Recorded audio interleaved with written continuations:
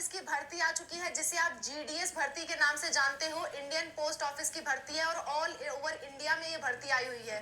कोई भी एग्जाम नहीं होगा, कोई इंटरव्यू नहीं होगा, कोई मेडिकल चेकअप नहीं होगा। हाँ, हल्का फुल्का ये देखा जाएगा कि आपको कोई गंभीर बीमारी ना हो। इसके अलावा कोई भी डिटेल मेडिकल चेकअप या हाइट फिटनेस टेस्ट कुछ भी नहीं होने वाला है। डायरेक्ट मेरिट बेस्ड आपको यहाँ गवर्नमेंट जॉब मिलने वाली है। इस गवर्नमेंट जॉब की वैकेंसी कहाँ कहाँ निकली हुई है, किस स्टेट में कितनी वैकेंसी निकली हुई है, मैं सब आज के वीडियो में बताऊंगी। 21,000 से ज्यादा पदों पे वैकेंसी निकली हुई है और इसकी सैलरी भी हम डिस्कस करेंगे। कौन कौन से पोस्ट की वैकेंसी है, सब कुछ आज की वीडियो में हम डिस्कस करेंगे। और अप्लाई करने का लिंक भी मैं आपको प्रोवाइड करूंगी और कुछ जरूरी बातें जो इस फॉर्म से रिलेटेड है वो भी मैं आपको बताऊंगी ताकि आपके सिलेक्शन के चांसेस बढ़ सके। So let's start the video and discuss about GDS यानी कि इंडियन पोस्ट भर्ती। Hello everyone, welcome to Spark Up classes. This is Suman Yadav. GDS यानी कि ग्रामीण डाक सेवक यानी कि ये इंडियन पोस्ट ऑफिस की भर्ती है। इसमें कोई भी एग्जाम नहीं होने वाला, आपने बिल्कुल सही सुना है। मैं आपको ऑफिशियल वेबसाइट का लिंक भी प्रोवाइड करूंगी जहां से आप खुद देख सकते हो, खुद बिलीव कर सकते हो।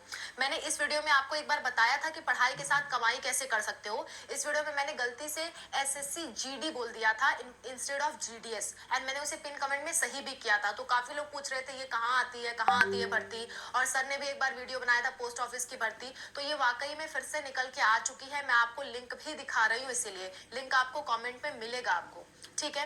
सो ये वाली वीडियो मैंने बता रखा था और अनूप सर ने इस वीडियो में बता रखा। फिलहाल उसका लिंक एक्टिव है। कब से कब तक फॉर्म भरे जाएंगे मैं आपको बता देती हूँ।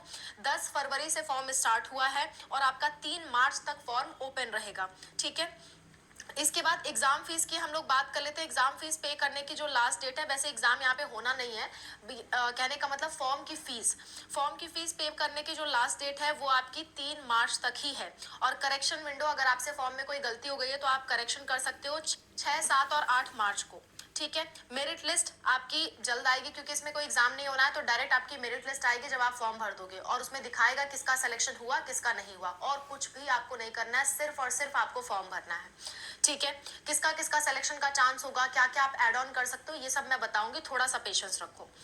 एप्लीकेशन फीस जो है वो जनरल और ईडब्ल्यूएस के लिए या फिर ओबीसी के लिए आपका 100 रुपए है, बहुत ही मिनिमम फीस है। और अगर आप एससी एसटी पीडब्ल्यूडी हो या किसी भी कैटेगरी की आप फीमेल हो तो 0 रुपीज फीस है, यानी कि खर्चा आपका बिल्कुल मिनिमम है।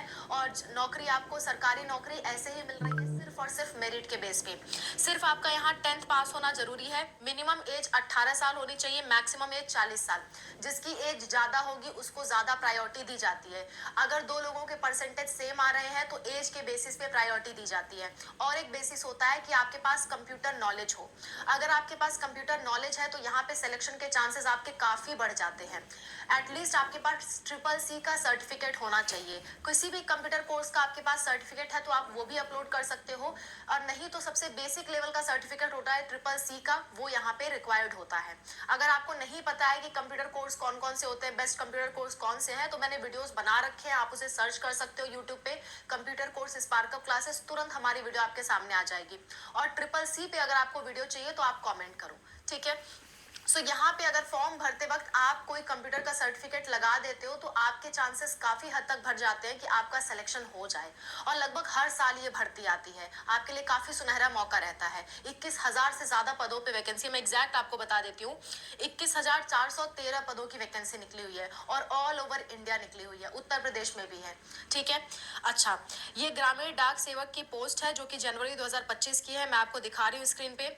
यहाँ पे 10th का आप पास होना चाहिए, ऐसा नहीं कि अभी आप 10th पढ़ रहे हो, नहीं नहीं नहीं, 10th आप पास होने चाहिए। और 10th स्कूल में 10th क्लास में आपका मैथ्स और इंग्लिश एज अ सब्जेक्ट होना चाहिए। मैं नहीं कह रही कि इंग्लिश मीडियम होना चाहिए, बस इंग्लिश सब्जेक्ट होना चाहिए, जो कि ज्यादातर स्टूडेंट का होता है। ज्यादातर स्टूडेंट अपना जो 10th करते हैं वो साइंस साइड से करते हैं, तो वो सब लोग एलिजिबल है यहाँ पे, ठीक है। और एक क्राइटेरिया है कि आपको जिस जगह के लिए आप अप्लाई कर रहे हो वहाँ की लोकल लैंग्वेज आनी चाहिए, क्योंकि आप डाक सेवा देने जा रहे हो, पोस्ट ऑफिस पे काम करने जा रहे हो, तो लोग वहाँ आएंगे तो अपने गांव की भाषा में ही आपसे बात करेंगे। आप उत्तर प्रदेश में हो तो आपको हिंदी एटलीस्ट आनी चाहिए। आप अगर तमिलनाडु में जा रहे हो तो आपको तेलुगु आनी चाहिए। सो जिस भी जगह आप अप्लाई कर रहे हो वहाँ की लोकल लैंग्वेज आपको आनी चाहिए। ये आपका मतलब ये ये रिक्वायरमेंट होनी ही होनी चाहिए। बाकी कंप्यूटर सर्टिफिकेट है तो भी अप्लाई कर सकते हो, नहीं है तो भी अप्लाई कर सकते हो, बस प्रायोरिटी उनको ज्यादा मिलेगी जिनके पास सर्टिफिकेट है। क्लियर है बात। अब बात कर लेते हैं कहाँ कहाँ ये भर्ती निकली हुई है।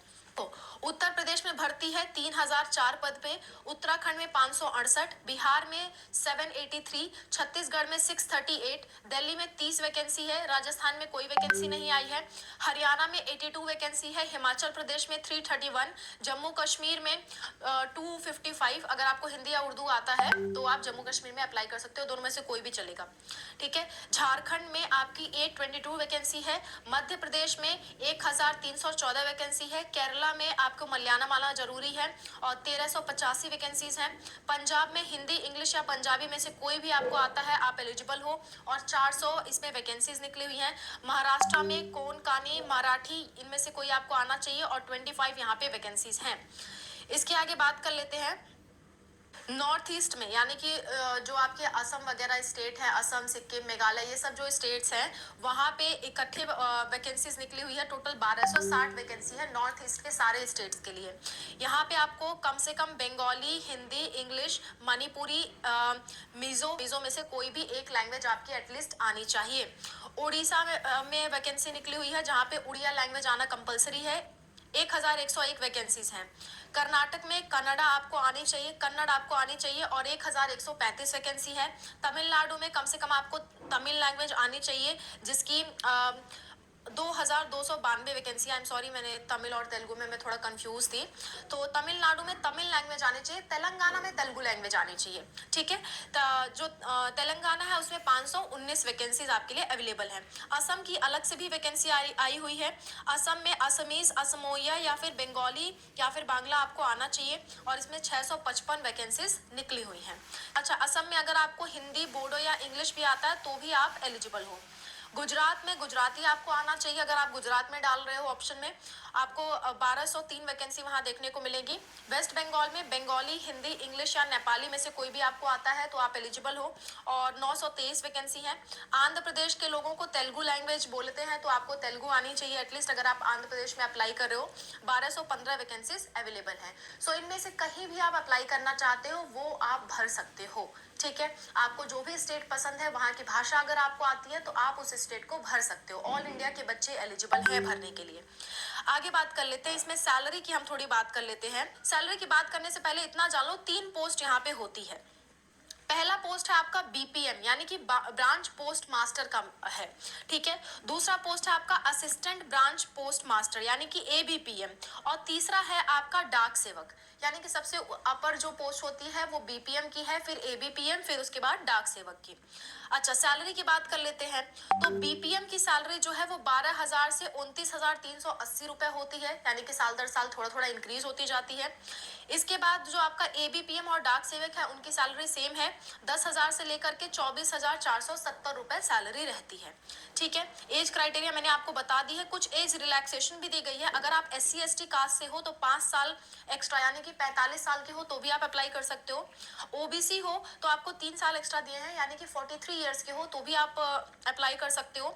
अगर आप ईडब्ल्यूएस हो तो आपके लिए कोई रिलैक्सेशन नहीं है, जनरल वालों के लिए कोई रिलैक्सेशन नहीं है। क्लियर है आपको बात। अच्छा, अब आप पूछोगे कि फॉर्म भरने पे हमको क्या क्या चीजों की रिक्वायरमेंट लगेगी, तो वो भी मैं आपको बता देती हूँ।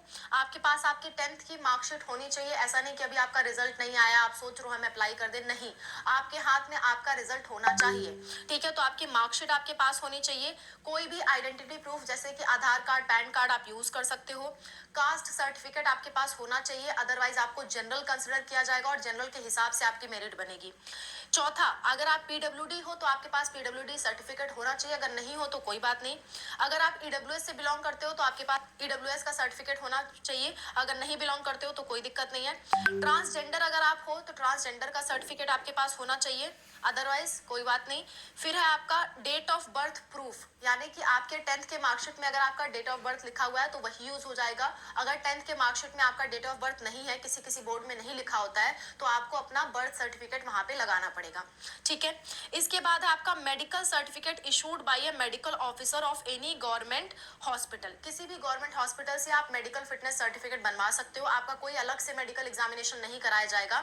आपको खुद एक मेडिकल सर्टिफिकेट अपलोड कर देना है, ताकि जैसे कि HIV हो गया, कैंसर हो गया, ऐसी कोई गंभीर बीमारी आपको ना हो, क्योंकि गंभीर बीमारी के केस में आप सरकारी नौकरी नहीं कर सकते, क्योंकि फिर डेथ की जिम्मेदारी गवर्नमेंट पे आती है। इसलिए गंभीर बीमारियों के केस पे आप सरकारी नौकरी नहीं कर सकते।